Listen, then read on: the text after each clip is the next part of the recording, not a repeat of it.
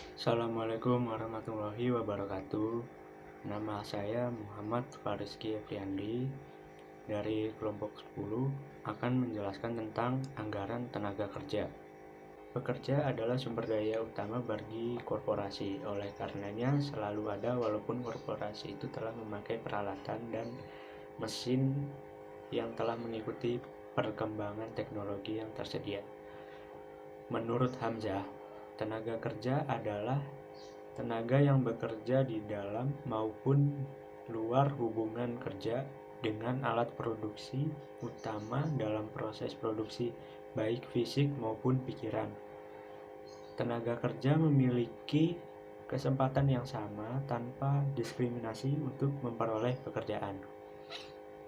Pekerja digolongkan menjadi dua golongan, yaitu satu, tenaga kerja langsung dan tenaga kerja tidak langsung.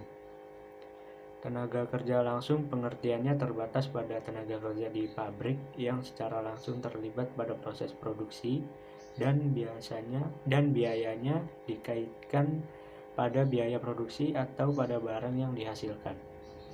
Sedangkan tenaga kerja tidak langsung pengertiannya terbatas pada tenaga kerja di pabrik yang tidak terlibat secara langsung pada proses produksi dan biayanya dikaitkan pada biaya overhead pabrik.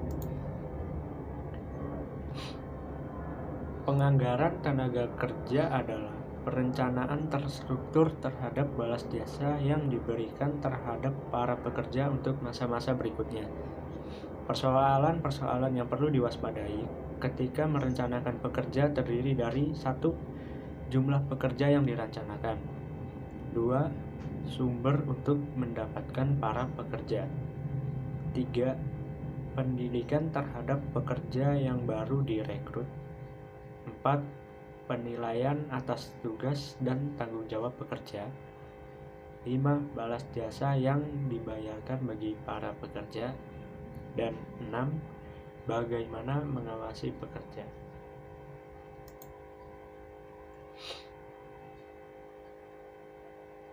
Kemudian yang selanjutnya, faktor-faktor yang mempengaruhi anggaran pekerja.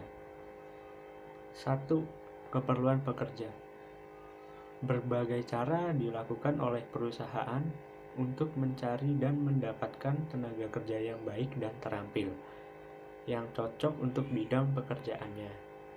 Tenaga kerja yang tidak mempunyai keterampilan khusus pada umumnya mudah dicari di Indonesia saat ini.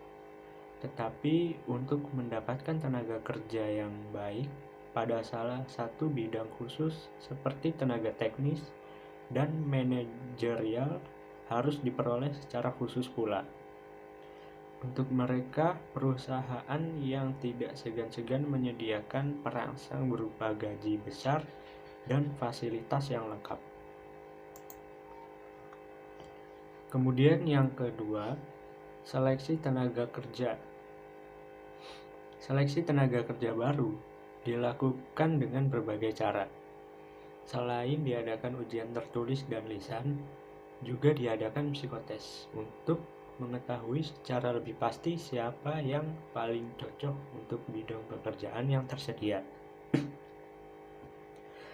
Tujuan seleksi tenaga kerja bukan untuk mencari orang-orang yang berpengalaman, melainkan mencari orang-orang yang cocok dan mempunyai potensi untuk berkembang.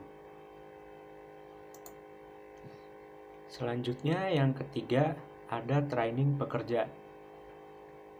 Training atau latihan biasanya diberikan pada para tenaga kerja yang baru. Latihan ini dapat diberikan oleh perusahaan sendiri dan dapat pula diberikan oleh lembaga, seperti lembaga khusus yang memberikannya secara bersama-sama dengan para tenaga kerja baru di perusahaan lain. Latihan dapat dilakukan di tempat khusus, tetapi dapat pula dilakukan di tempat bekerja. Latihan yang dilakukan di tempat bekerja sambil bekerja dikatakan on the job training. Kemudian yang keempat, spesialis pekerja. Spesialisasi tugas atau spesifikasi pekerjaan merupakan uraian persyaratan kualitas minimum orang yang bisa diterima agar dapat menjalankan satu jabatan dengan baik dan kompeten. Yang kelima, gaji dan upah.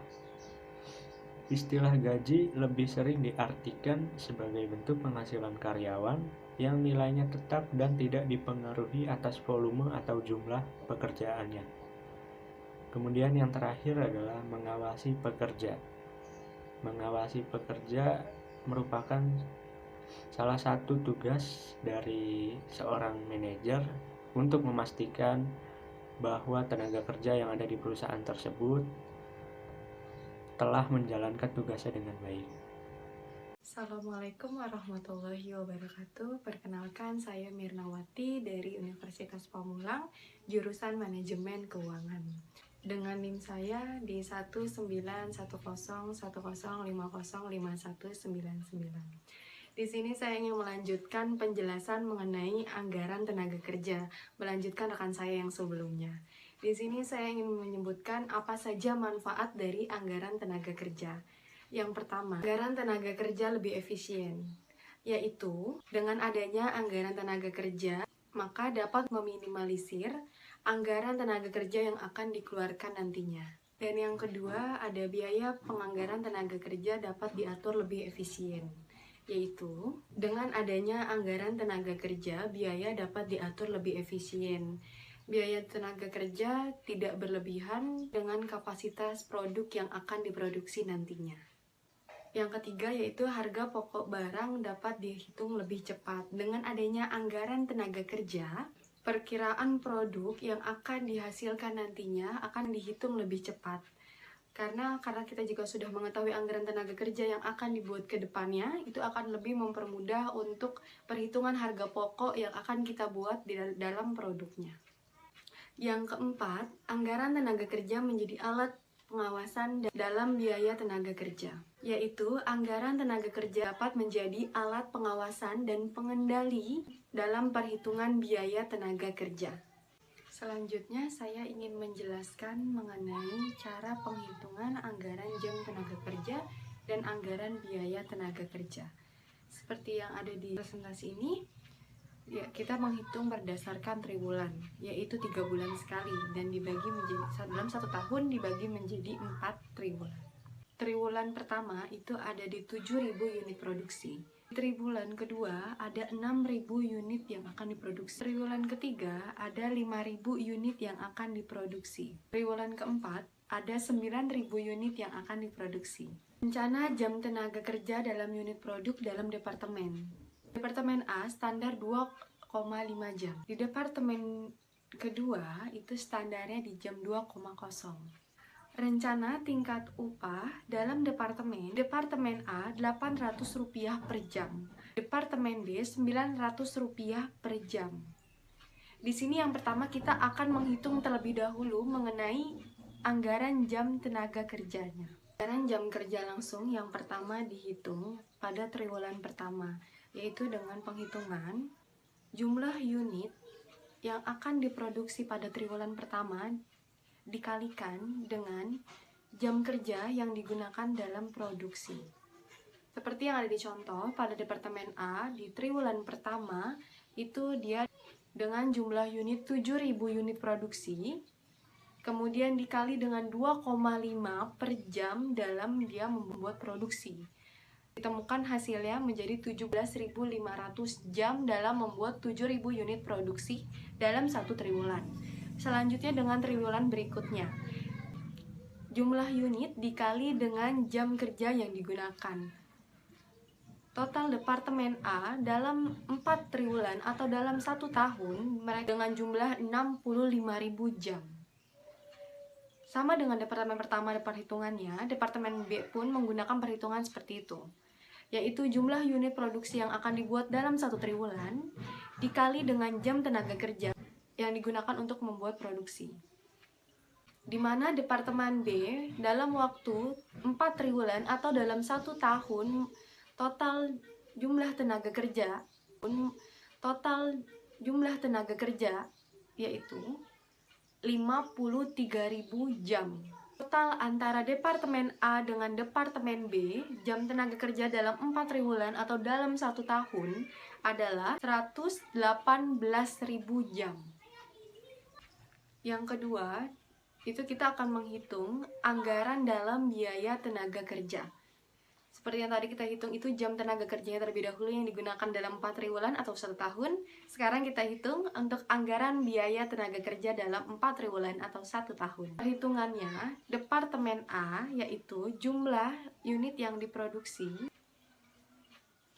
Kemudian untuk perhitungan Departemen B pun sama, yaitu jam tenaga kerja dikalikan dengan upah tenaga kerja per jam. Kemudian triwulan pertama diakumulasikan dengan triwulan 1, 2, 3, dan 4. Anggaran biaya tenaga kerja dalam 4 triwulan atau 1 tahun adalah 47.700.000. Jadi untuk antara Departemen A dan Departemen B, anggaran biaya tenaga kerja yang dikeluarkan dalam 4 triwulan atau 1 tahun adalah 99.700.000. Sekian penjelasan dari saya, untuk kurang dan lebihnya mohon maaf, semoga membantu untuk kedepannya dan dapat mengerti mengenai perhitungan anggaran tenaga kerja. Terima kasih.